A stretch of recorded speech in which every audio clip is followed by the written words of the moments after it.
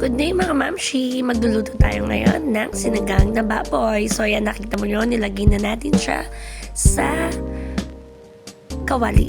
So tatakpan lang natin siya para maigasan na natin siya sa sibuyas. After natin isang lagyan ng sibuyas, halo-halo ng konti, isusunod na natin dyan ang bawang para mag-caramelize na siya.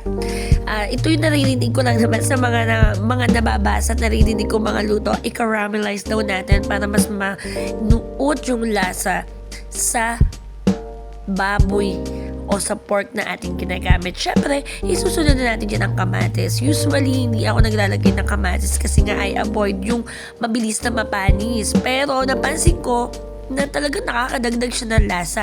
At yung anak ko, mahilig siya sa tinatawag niya na orange soup.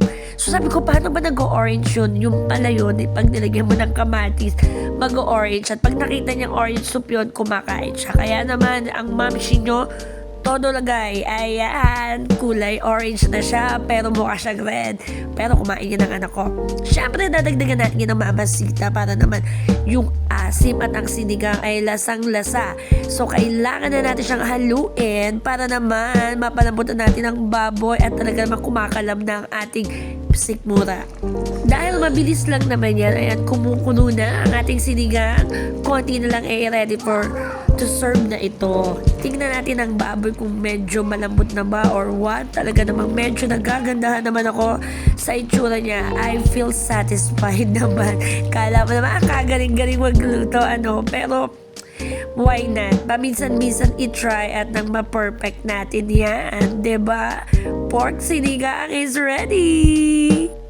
Dahil nagtitinda ang asawa ko, kailangan syempre ibigay natin yung the best na ulam or lunch niya after niyang magtrabaho. At dahil tayo may leftover, bawal magtapon, isang agyan, bagay yan sa sinigang. Kaya naman yung kanin na yan, ubos. Once again, thank you for watching and have a blessed lunch!